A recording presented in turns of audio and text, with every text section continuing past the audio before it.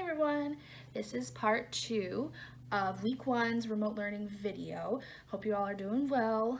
Make sure you watch part 1 before you watch part 2 because some of the stuff I'm explaining in part 2 won't make sense to you.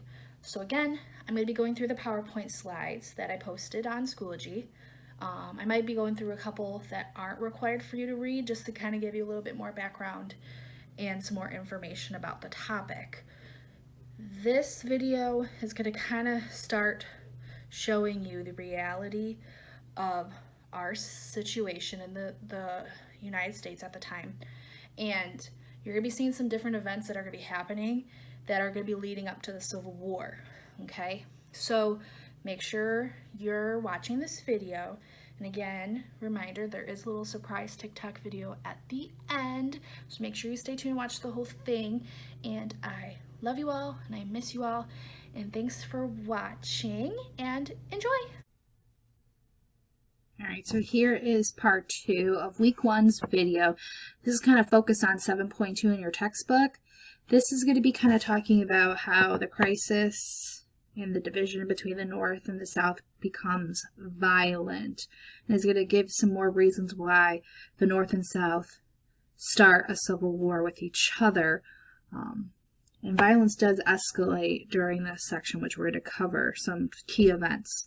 So this book, Uncle Tom's Cabin, I kind of want to discuss really quick. What is Uncle Tom's Cabin? It is a novel that Harriet Beecher Stowe wrote in 1852, and this added the growing mood of the anti-slavery movement that the North was feeling. And in this book, it showed the evils of slavery and how wrong and the injustice of this Fugitive Slave Act, where the Northerners, if they found an escaped slave trying to free themselves and go to the North or go to Canada, they had to bring them back. And the book tells the story of Uncle Tom, who is an enslaved African American, and he's a very kind man. And in this story, his owner is actually very cruel, and he treats his slaves brutally. So it kind of shows the horrors of slavery. And actually, in the end of the story, the owner whips Uncle Tom to death because Uncle Tom would not whip another slave. And how these people react to this story, that kind of showed the horrors of slavery and how horrible it was for the enslaved people. The Northerners responded saying they could no longer view slavery as a political problem, and hoping that Congress or the government was going to fix this problem. They said that slavery was now a moral problem, and it needed to stop. Okay, so more and more Northerners were now viewing slavery as a moral problem instead of a political problem, because they read this story and they were horrified by this story of Uncle Tom being an enslaved person and kind of his story and what he was seeing and experiencing while he was enslaved. The Southerners, they claimed that the book did not give a true picture of a slave's life. They thought that Harriet Beecher Stowe didn't know much about slavery or the lives of a slave. And they actually responded to Uncle Tom's Cabin. They kind of created another book that kind of showed that slavery was not bad, they were treated nicely, etc. And this book was sold out in the first 2 days that it was released, the first 5,000 copies. And in its first year, Harriet Beecher Stowe, she published and sold 300,000 books. Okay? And the book was also printed in many different languages, and it really kind of sparked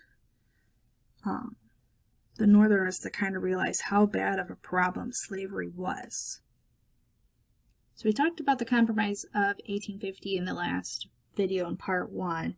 Americans hoped that this compromise would settle the debate over slavery out in the Western territories. But in 1854, the issue of slavery in the territories surfaced again and caused, again, further division between the North and the South.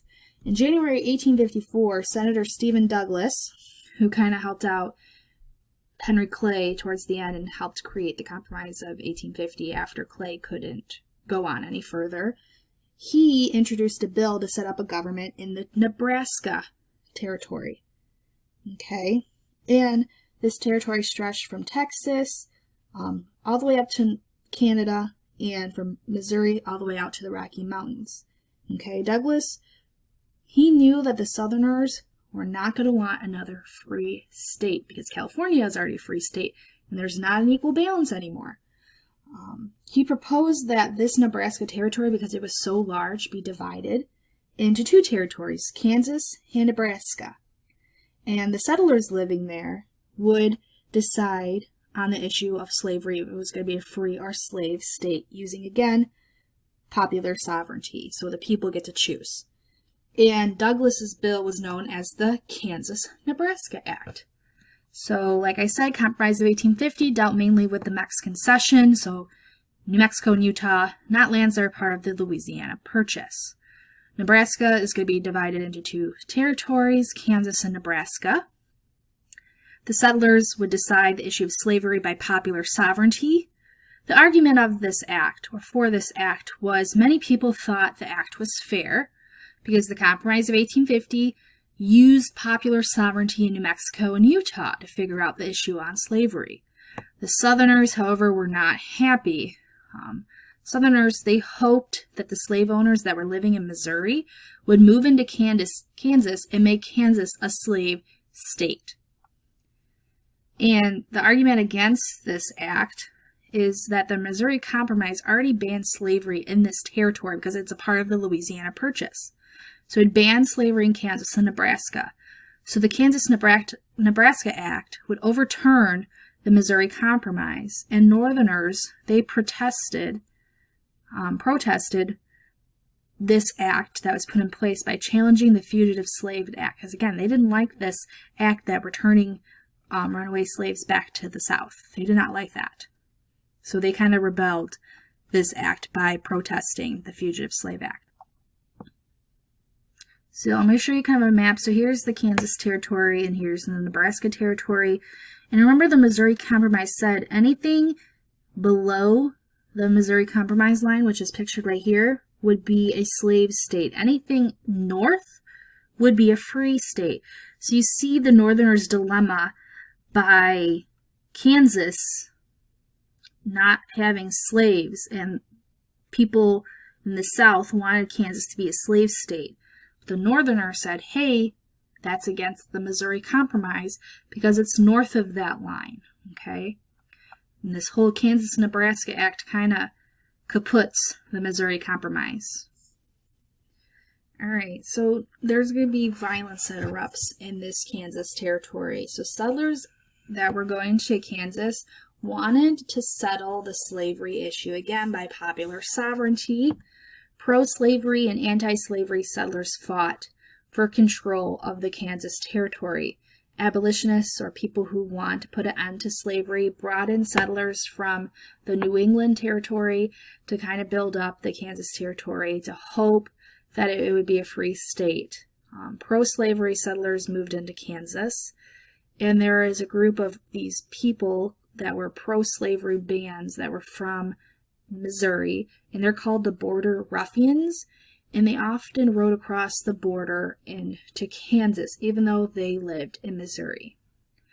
And in 1855, Kansas held elections, trying to figure out if it was going to be a slave state or a free state. So these Border Ruffians that were living in Missouri and were for slavery crossed over the border, voted illegally, hoping to elect a pro-slavery legislator. And that pretty much helped to elect a pro-slavery legislator. And the anti-slavery settlers refused to accept a pro-slavery legislator, and so they decided, hey, we're going to elect our own governor and our own legislator. So Kansas now had two different governorates. And we know that that's not going to work out, having two governments in one territory. And obviously one is for slavery and one's against. So a band of pro-slavery men decided to raid and rob people in the town of Lawrence, Kansas. They destroyed homes.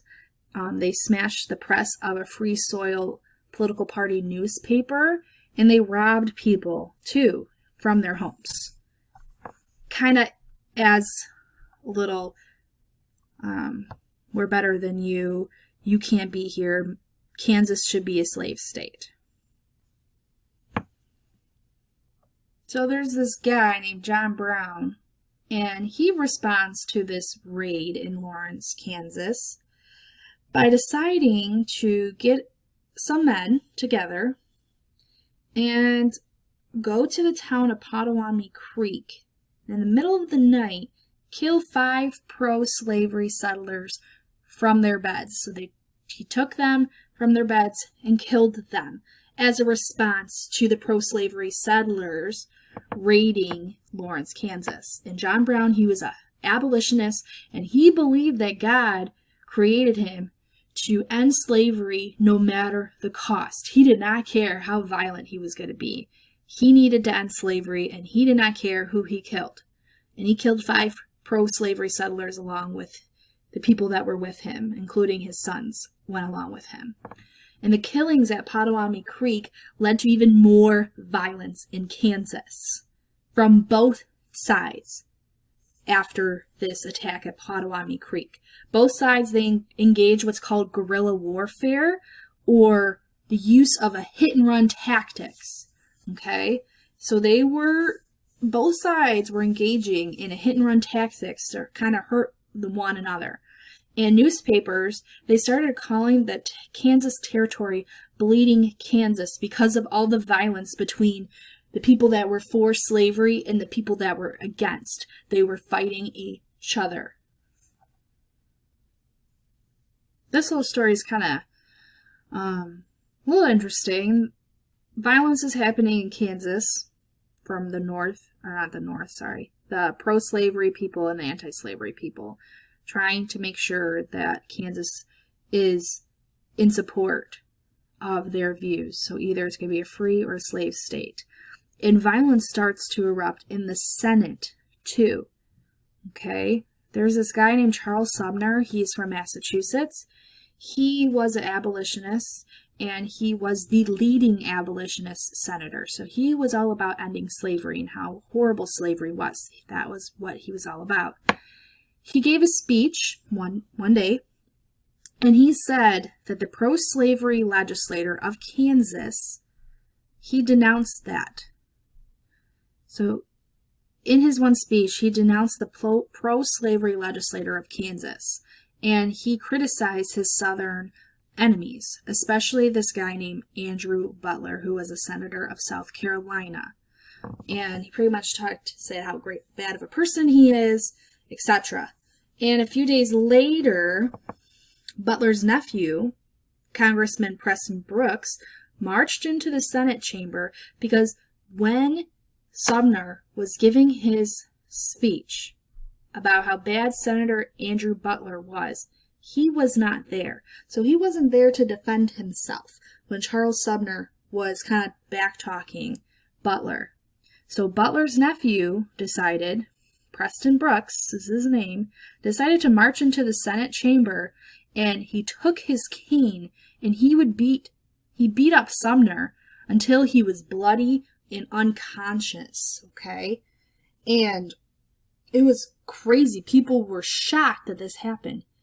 Brooks beat up Sumner with a cane until he was unconscious on the floor, and he was bloody.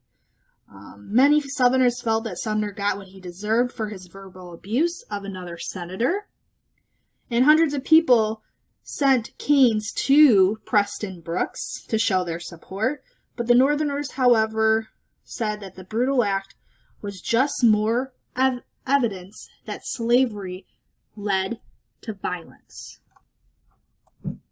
Last thing I'm going to talk about is the Dred Scott case. Dred Scott, he filed a lawsuit for his freedom, and he argued that he should be a free man because he lived in a free territory with his owner.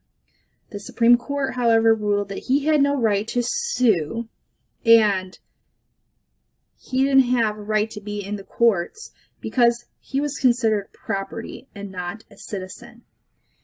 And I'm going to give you a little bit of background. Dred Scott, he lived for many years in Missouri, and then he moved with his owner to Illinois and then to Wisconsin Territory, which is, again, considered a free territory, okay? And slavery wasn't allowed there. And then they returned to Missouri, and Scott's owner died. So anti-slavery lawyers helped Scott file a lawsuit or a legal case brought by a person or group against another to settle a dispute. And Scott's lawyers argue that Scott had lived in a free territory, so therefore he is a free man and should be able to be free. Just started about in 1857, so the anti-slavery lawyers that were for Dred Scott to try to get him to be a free man, that case reached all the way up to the Supreme Court. We know the Supreme Court is the highest court system we have in the U.S. And the Supreme Court's decision startled many Americans who were against slavery, okay? So the court's decision ruled that Dred Scott could not file a lawsuit in any court because, as an enslaved person, he was not considered a citizen of the U.S. He was considered property. So try to wrap your head around that. The Supreme Court that is supposed to help and be fair and just viewed a man who should have been free because he was living in free territories at the time with his owner, and his owner died, and he was fighting so hard. The court ruled that he could not file a lawsuit because he was considered someone's property. That angered many people, this court decision. And the court's ruling didn't just stop saying, oh, you're property, okay? Instead, the justices of the Supreme Court went on to make a decision about the larger issue of slavery in the territories. According to the court, Congress did not have the right to outlaw slavery in any territory. And the court's ruling meant that the Missouri Compromise of 1820 was unconstitutional and therefore is not a law. So, this court case caused chaos, okay? So this whole court decision in 1857 was meant to kind of bring everyone together, but instead of bringing harmony, the court's decision further divided the North and the South.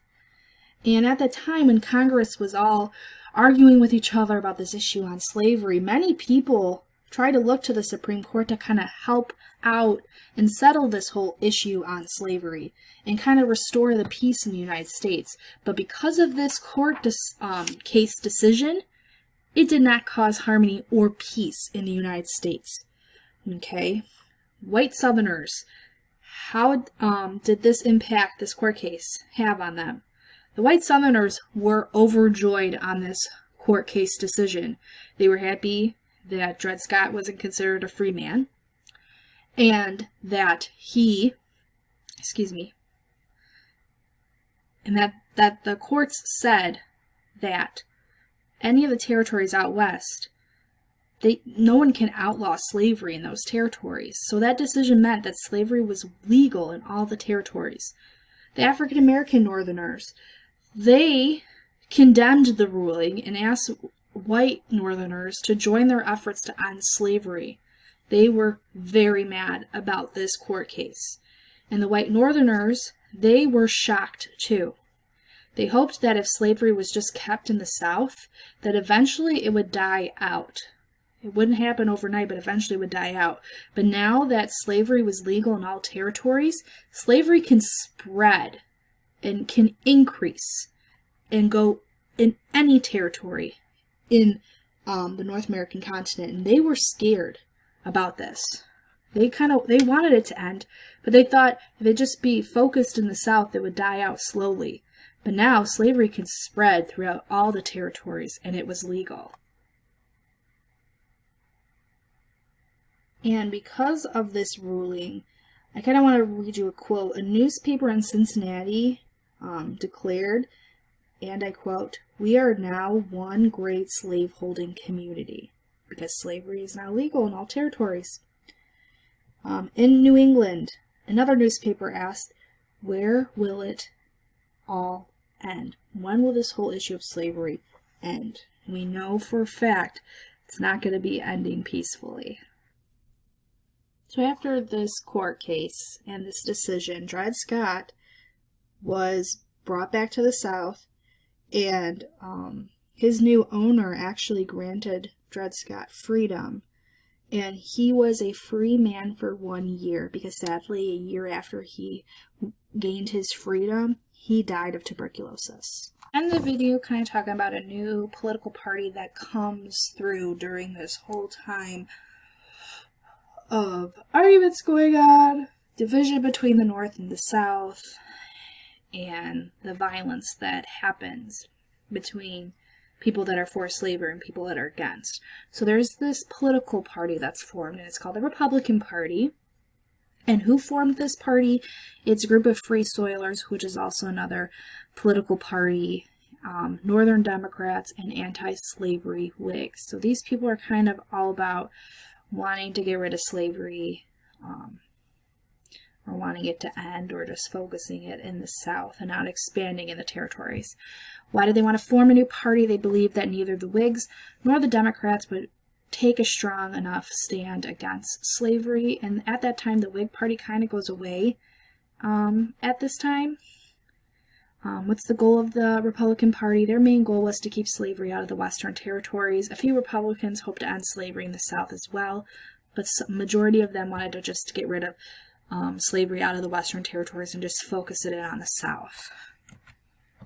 So Abraham Lincoln emerges as a leader of the Republican Party. So Abraham Lincoln, which everyone knows, he's on our penny, he's on our $5.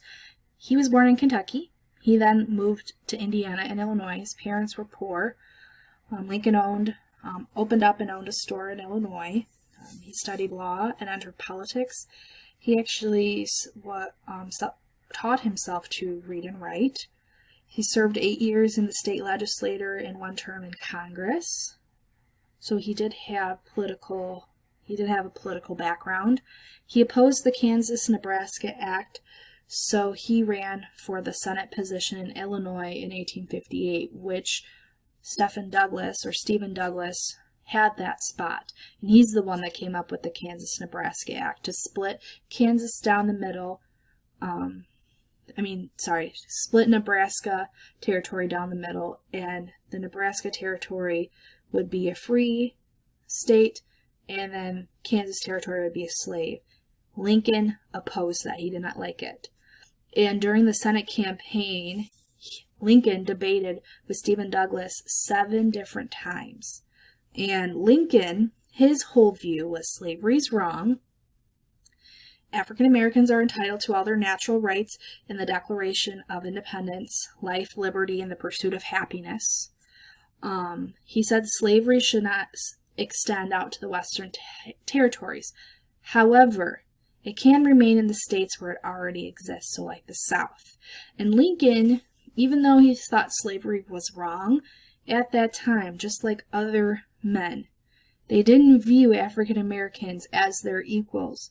So he still wanted slavery to end, and African Americans should have the natural rights that are in the Declaration of Independence, but he still didn't view African Americans as equals with white people at that time. Okay, so it's kind of important to know that, but he did think that slavery was wrong. Okay, Douglas, however, said the slavery question should be settled by popular sovereignty. He said that to kind of appease the Northerners and the Southerners. We don't really know if he was really for popular sovereignty to let the territories decide, or if he was just doing that to make himself look good. Stephen Douglas did win, barely, but Lincoln's name became a very important name, and he did become famous because of that. And those two are to go head to head again in a couple years for the presidency. Okay, it's kind of important to know a little bit about Lincoln and his background, and Stephen Douglas, because when we start talking about the election of 1860, it's important to know those two people, because they're going to be the ones that are fighting for the presidency at that time. So we talked about John Brown and how he attacked Pottawatomie Creek and killed 5 pro-slavery settlers, and he's a huge abolitionist. He decides to attack again. In 1859, John Brown, he leads his followers, including 5 African Americans, to Harper's Ferry, Virginia. He planned to raid a federal arsenal. An arsenal is kind of like a place where they keep guns and ammunition. It's a gun warehouse. So he planned to raid that so he can give the African Americans guns so they can attack their owners and be free. Okay, so Brown took over the arsenal. He expected that it would inspire a slave uprising, but that did not take place at all. Troops came and they killed 10 of the raiders and they captured John Brown. So he was not successful in his whole mission. And John Brown, he was tried for murder and treason. And again, treason is actions against one country. And Brown, during this time in court, gave a moving defense of his actions. He was found guilty and he was sentenced to death, and John Brown was hanged. Okay, and while he was going to be executed, he actually kissed a baby on the forehead or on the cheek. It's hard to tell, but this baby was a baby of an enslaved woman. So again, he was all about ending slavery, no matter the cost. And he did not care that he had to be violent to show his mission and to stop slavery, okay? And many Northerners viewed John Brown as a martyr. A martyr is someone that's willing to give up their entire life for their belief, for their cause. So John Brown gave up his entire life for this cause to end slavery and to free the people that are enslaved. And white Southerners, they were outraged at the Northern's response to John Brown, and many became convinced that the North wanted to destroy and get rid of slavery completely and to destroy the South. So that's going to kind of lead more and more to the division between the North and the South, which is going to lead to the start of the Civil War. So that's the end of this video. After I'm done talking, there'll be that little TikTok video. Thank you for watching, and hope you all have a good week. If you need anything, please contact me. So here's the TikTok video. I'm doing the famous relative check challenge that's on TikTok, even though it's a little older. Showing off my great-grandpa ×7, which you all know created the steamboat, Robert Fulton. So hope you enjoy. Bye. Hey yo, famous relative check. Used to live like golden. Yeah, we're golden, baby girl, we're golden. They're about to see it shine, 'cause we're golden.